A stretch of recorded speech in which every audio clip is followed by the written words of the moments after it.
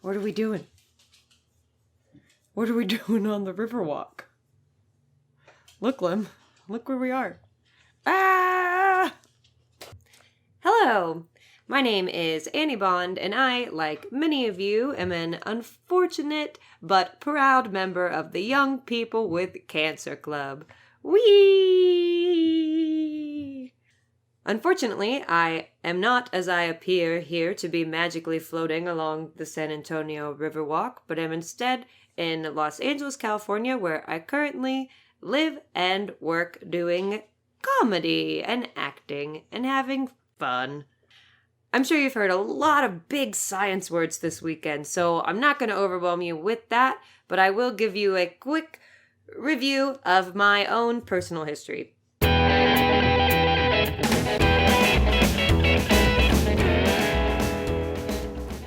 On August 5th, 2015, I was diagnosed with stage 4 breast cancer at the age of 26 years old.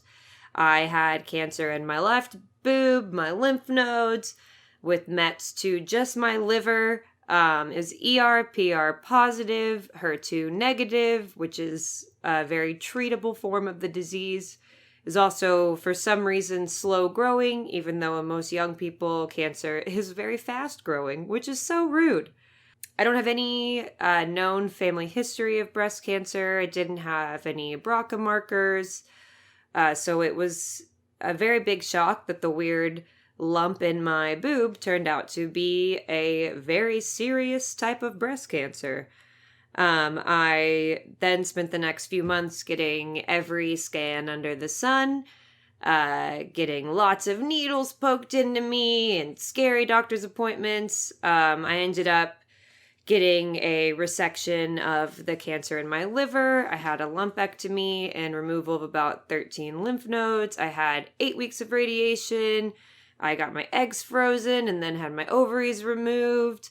I was fortunate enough to find a doctor at City of Hope out here in California who thought I was a good candidate to not get traditional chemo, and instead we did all surgeries, which was just by luck of me having only had tumors in surgical places. And then again, by luck, I was responsive to my second line of treatment, which was Ibrance. So I've been on that for almost 5 years. And I've been cancer-free for almost 3 years now, which is crazy and awesome.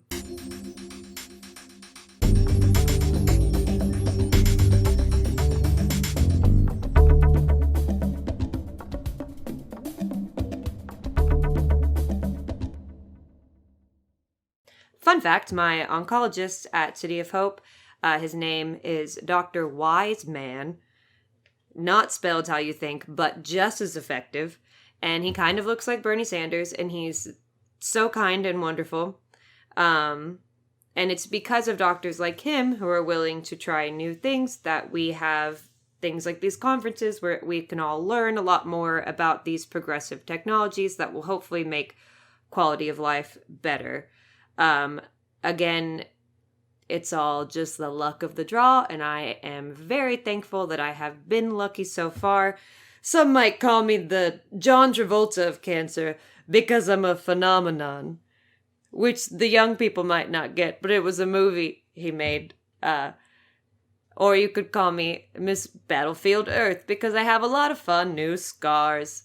That was also a John Travolta movie. But as we all are unfortunately aware, there is no cure for cancer. Thankfully, there are a lot of great treatments, but most of it is luck, and I fortunately have been very lucky. Why that is, no one knows. But we'll just hope that keeps going. This year, 2020, I will have my 5-year cancerversary. There's a lot of things I've learned that nobody told me I would have to learn, and that I didn't realize going into having a crazy disease, all the stuff that comes with it. So what I would like to do is teach you guys some stuff in a fun way. Probably some things you already know, probably some things that will just hopefully make you laugh and have a great time. Here we go! Whoa!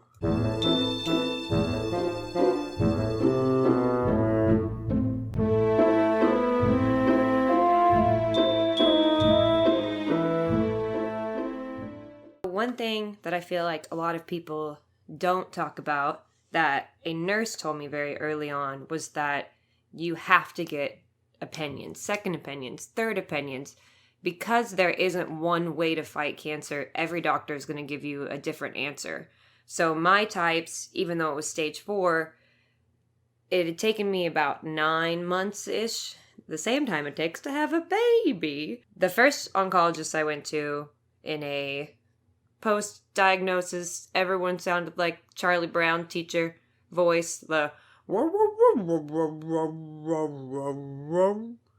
my first oncologist was an asshole. He didn't listen to me when I asked him questions. He was constantly on the phone. Every time we checked into his office, we'd wait 3 hours. They kept telling us we weren't covered in the network, but that it was fine. They'd help us figure it out, which of course they weren't doing. And I had a nurse tell me, make sure you get a second opinion somewhere else. So I made an appointment at a different hospital, got a different opinion. Everyone had kind of seemed to agree that my cancer was weird because considering how young and healthy I was, it should have been all over my body. So I kept getting completely different treatment plans.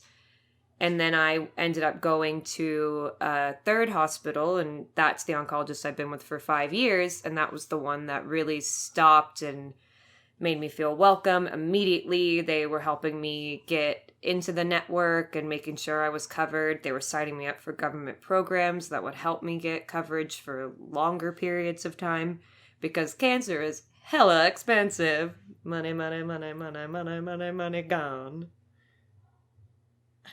Where'd my money go? No! Make sure that you advocate for yourself, which is the hardest thing to do when you're going through an incredibly traumatic experience. But if you can't communicate with your oncologist, if they ignore you, if you have trouble with them, go to a different doctor. Just find another doctor. I know it's easier said than done because I live in a big city. I do have options, but I do think it's very important to find a place that will listen to you and a doctor that will listen to you and help you understand something, because at the end of the day, it is your choice how you do your treatment plan, and most people who get diagnosed with cancer are not doctors. And me at 26 years old barely understood science. I didn't even know what my liver did until it had a tumor in it. And now I love science. Science is great. Listen to scientists for the love of God.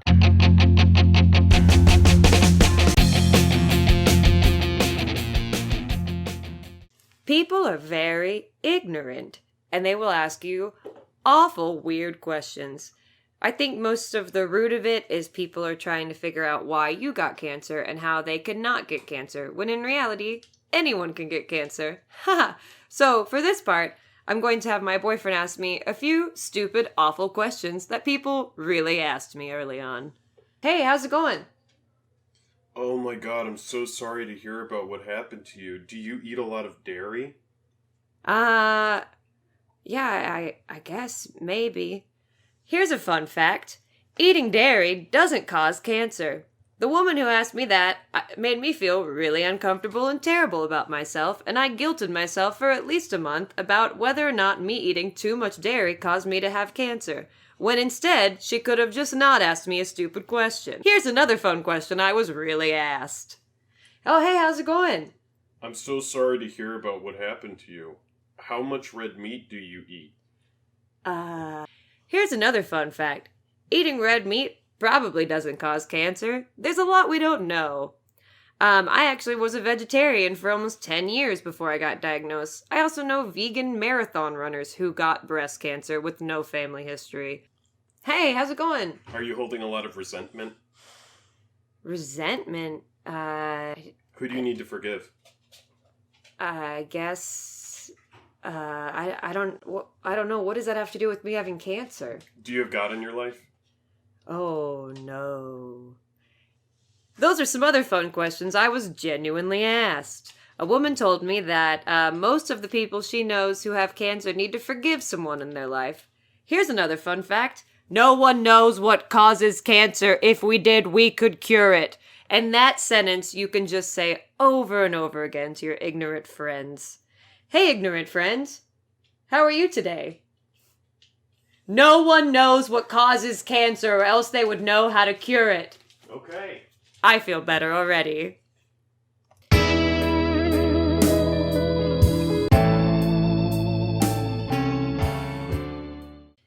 Let's talk about therapy. Therapy is awesome. Therapy is so awesome. Let's all say it together. Therapy is awesome. Again, thanks to nurses who are also the greatest gift to this world. I was referred to group therapy, which led me to a place called WeSpark, which is a cancer support center. At that center, not only did I meet some incredible people, but I also got free services like acupuncture, Reiki, yoga, and there's places like this all over America, probably all over the world that you can find. I was very hesitant to go to group therapy. I had started individual therapy and hypnotherapy there to deal with some fight or flight issues I was having, which included nightmares where my bones would all disappear and my eyes would be bleeding. This is a real thing that happens to a lot of us because of the insane amounts of adrenaline coursing through us every day, as we're being told every day, you're super sick, we can't cure it, and you might die, which we all know is so fun to hear. Group therapy, a lot of people are very hesitant to go into because you feel very vulnerable and scared. But there's something really special about being in a room of people who understand you and who you can say anything to and they don't look at you like you're crazy. What I didn't realize and what I'm so thankful for about going to those individual and group therapy sessions is that they really give you tools to handle anything else that comes your way. And as we all know, with cancer, since it is a roll of the dice for most of the treatments, it's good to have tools to keep yourself mentally well, because the mental toll that is taken when you are diagnosed with a terminal illness is intense, as we all know. So it's really, really important to have people outside of your family who are also going through their own trauma with your diagnosis to talk to and to help you feel normal and to give you tools to get through every day, because the fight is every single day. And it's not just when you're sick, it's all the time. You know, you're fighting the fear of recurrence, which is so intense. You're fighting the fear of any time you get sick, or there's also bad things will still happen to you outside of cancer in life. And so it's dealing with those on top of the constant trauma. And it's great to have tools from therapy to be able to handle those things.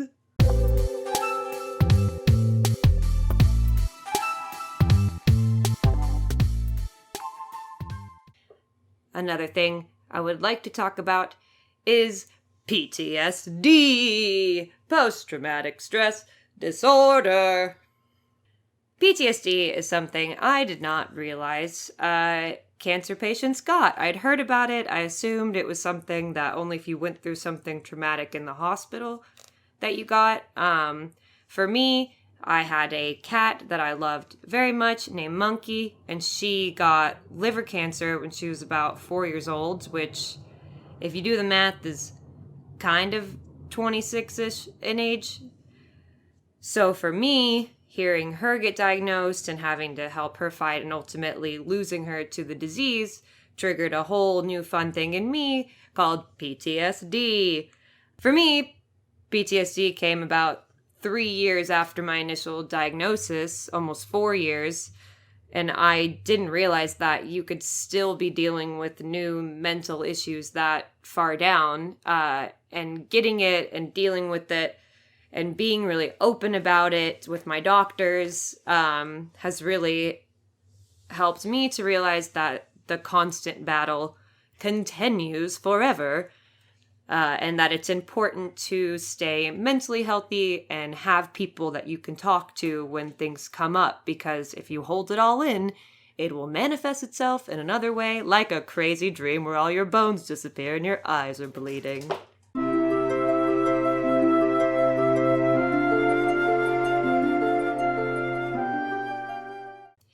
Take your broken heart and turn it into art. I think something that's very important for anyone who's gone through this is advocacy and finding a way to take your pain and turn it into something beautiful. Because otherwise it's just dark, dark, dark and weighs on you. And I think we all feel a need to help other people who are going through it and to connect with other people who are in our same situation.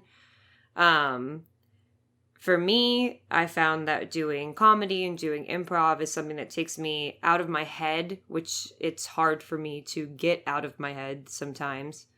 And so that helps keep me really healthy. I think the need to feel normal again is very strong, but I think instead it's good to find a way to fully accept how much you have changed and to be okay with it and to even fall in love with it. I think a big part of especially breast cancer is it affects our breasts, our ovaries, our whether or not we have periods, we're going into menopause. You know, I've been in menopause since I was 26, and it feels like everything that's feminine about your body, everything that makes you a woman or makes you feel feminine is what's trying to kill you. One example of how to kind of help bring your friends and family into it is to remind the women in your family to check their boobs every month. I made up a fun song for this that you're more than welcome to steal. It goes like this. Check your boobies. It's okay. You gotta check your boobies once a month, then say yay. So it would be great if you pass it on to all your friends because no one knows your body better than you do. And I think a lot of people don't realize that, you know, for me, when I first felt it, the first doctor I saw said, oh, it's probably nothing. Don't worry about it. But I knew that it wasn't nothing. I had a feeling and I could tell that it was really like weird looking. And if I hadn't pushed for that, who knows how long I would have waited to actually be diagnosed. So again, let's sing the song. Check your boobies. It's okay. You gotta check your boobies once a month, then say yay. One more time. Check your boobies. It's okay. You gotta check your boobies once a month, then say yay.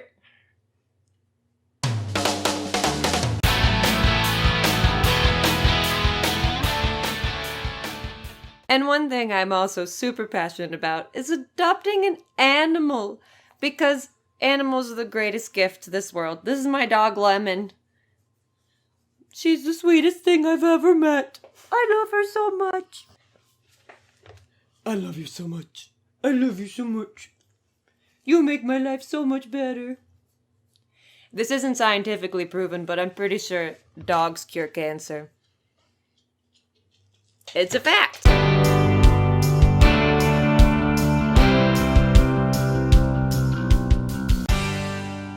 I hope you've had some fun listening to silly old me talk about my experiences, and I hope you have a great time at the conference this weekend.